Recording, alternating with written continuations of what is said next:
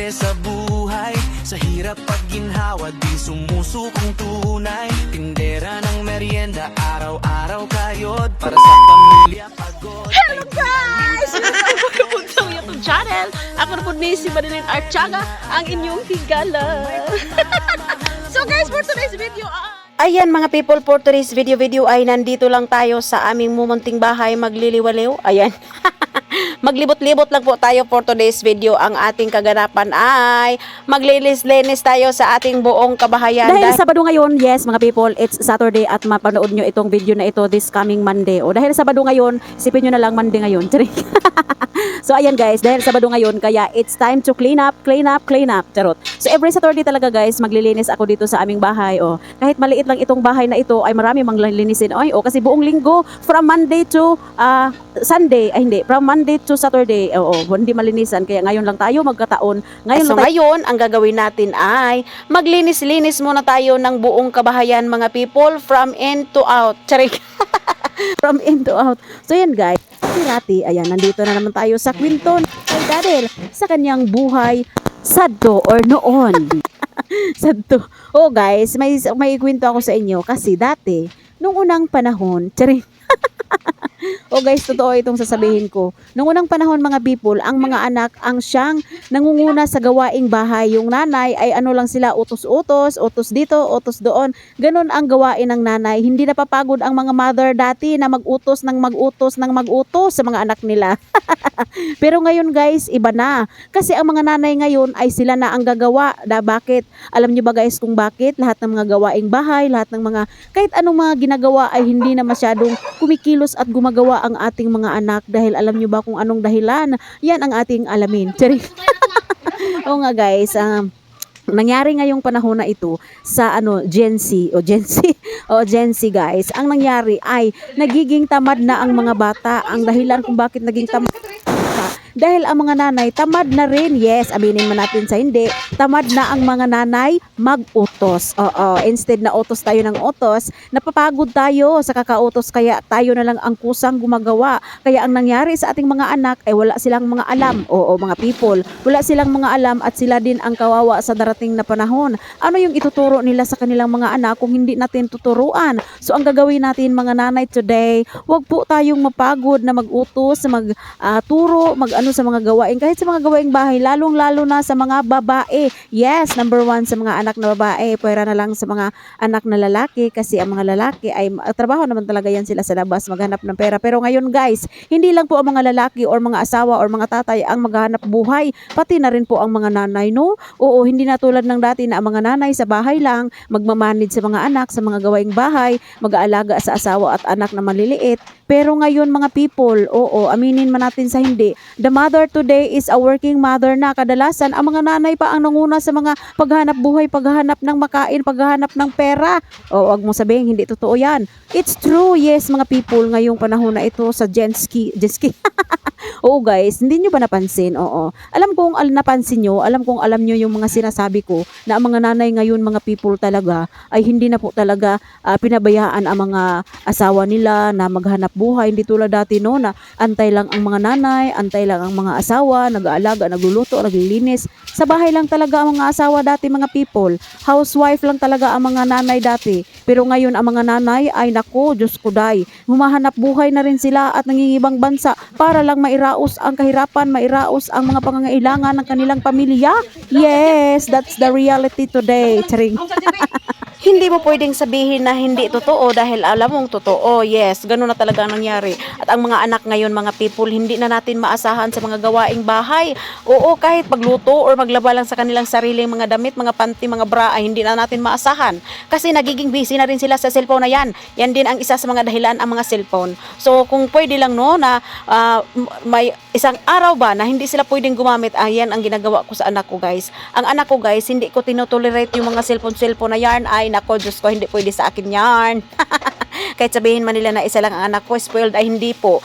Kahit isa lang yan, nag-only one daughter, o unika iha, ay hindi po yan spoiled mga people, kasi sa akin at sa aking darling, hindi pwede yan. Hindi yan spoiled talaga ang anak ko, guys. Kahit sa mga pangangailangan niya, sa mga hining-hingi niya, ay paghirapan muna niya bago niya makuha. Oo, hindi namin tinolerate, hindi namin siya kasi mahirap, guys, mahirap ang buhay. Kailangan alam ng mga anak natin ngayon kung paano humanap buhay, paano hanapin ang pera, kung gaano kahirap maghanap ng mga pera. Yes, oo, yan yung tinuturo ko, guys, sa anak ko. At saka yung mga gusto niya, kailangan paghirapan muna niya bago niya makuha. At saka yung cellphone na yan, tulad ng ibang bata dyan na ano sila, na addict sa mga cellphone o kakadot-dot, kahit anong ginagawa, mga ML, mga scatter, mga sa panatawag diha sa mga gawaing cellphone na yan, hindi namin tinutolerate. Yung anak ko, guys, may oras siya. May oras siya sa cellphone, may oras siya sa gawain, may oras siya sa pag-study. Kailangan nakamonitor ang kanyang oras at naka-line up po yan. Oo. Kailangan meron siyang time management. Kailangan marunong siya sa time management dahil that's the important of our life, the time management. Kasi pag wala kang time management, ay walang mangyayari sa iyong buhay. Oo, yes.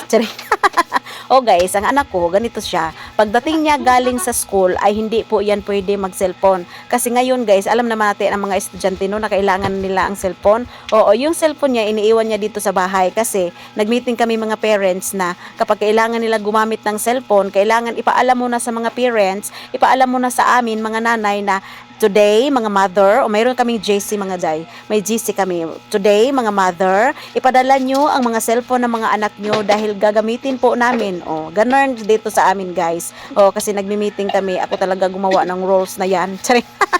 Oo, guys, kasi nagiging presidente na naman ako sa Rome.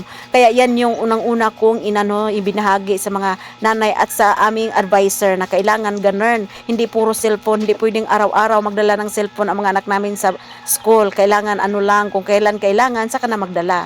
Oo, tapos pagdating niya, guys, dito sa bahay galing sa school, ay hindi pwedeng mag-cellphone. Oo, pagdating mo, maglinis ka, magwalis. After mong maglinis, magwalis, magluto ka. Ang mga kailangan natin, yung mga pagkain, magluto ka.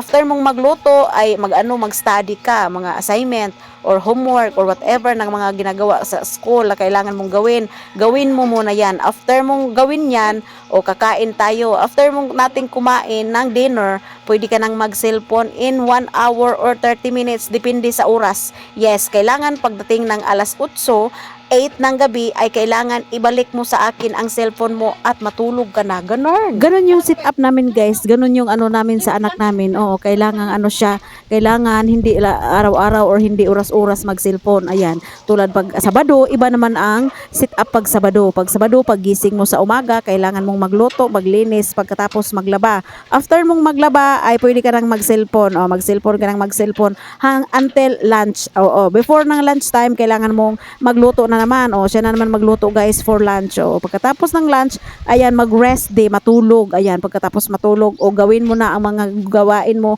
from school, yung mga project or whatever assignment for that weekend. After nyan, ay pwede ka na rin mag-cellphone. Ganon, guys, ang sit up namin. At saka, hindi siya pwedeng magbabad sa cellphone sa isang araw, o lalo na pag weekend. Kailangan 1 oras to 2 oras, o 1 to 2 hours lang ang paghawak ng cellphone. After nyan, ay ibalik mo na naman sa akin yan. Pag nag-cellphone yan siya, guys, meron akong alarm. Yes, pag tumunog na ang alarm, ay balik mo na sa akin ang cellphone. Ganun yung ginagawa namin, guys, kasi mahirap talaga pag ipinabayaan natin ang mga anak natin, guys, na maano sa cellphone. Oy, sobrang hirap. Alam nyo kasi, guys, ang mga bata ngayon ay yan sila, mag-iisip ka, lalo na pag pinabayaan mo, mahirapan ka na yan mahirapan ka na yan magbawal. O kapag hindi siya nasanay na ganun sit up nyo, mahirapan ka na yan, puro na yan mamaya, wait, o ganun lang mangyayari, guys. Yan yung kadalasan mangyari sa mga bata kapag hindi talaga natin sila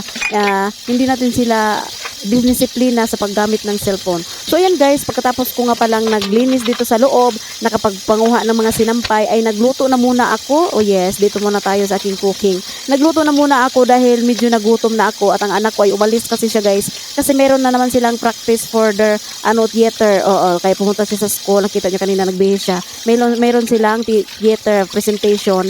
So nagpractice sila. So ngayon nagutom ako, kaya magluto na muna tayo pang lunch. After nito ay proceed na tayo sa ating next na gawain pagkatapos nating magluto. Ayan, proceed tayo sa paglilinis. Doon naman tayo sa labas dahil tapos na tayo dito sa loob.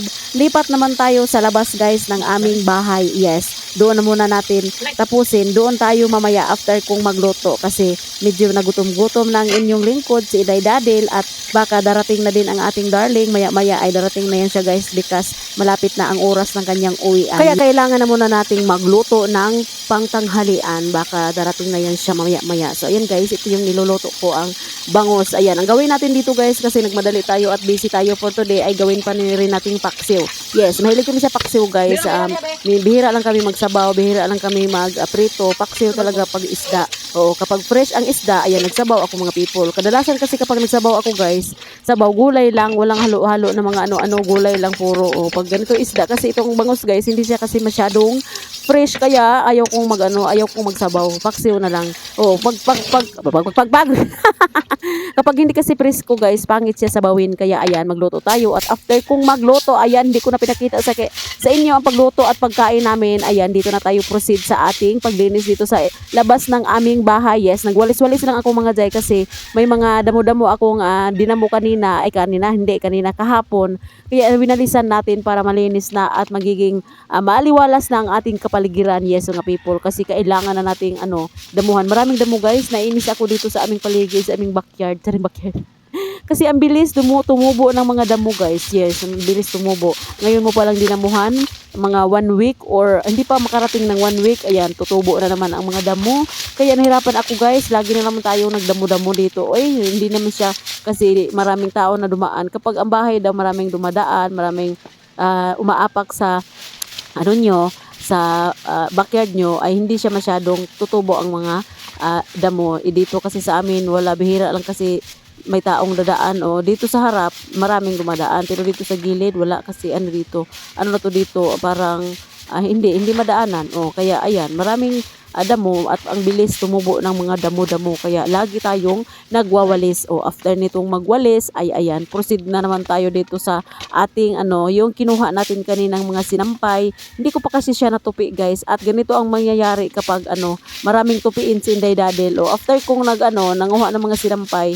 Ayan, nagluto na muna tayo tsaka ng pang lunch. After naming kumain, ayan, proceed na naman tayo sa pagwawalis dito. Hindi ko na pinakita sa inyo guys ang aking pagkain at pagluto kasi matagalan na tayo. At ayan, after nyan ay dito na tayo sa ating mga tupiin. So ang daming tupiin. Ganito si Inday Dadel magtupi mga people. Just watch and learn.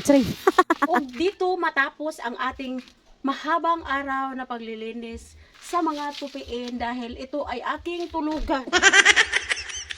That's all for today's video and thank you for watching. Don't forget to like, subscribe, and click the bell button para ma-notify kayo sa mga susunod ko pang video. Bye-bye guys and God bless everyone! Bye mga guys! See you on my next video.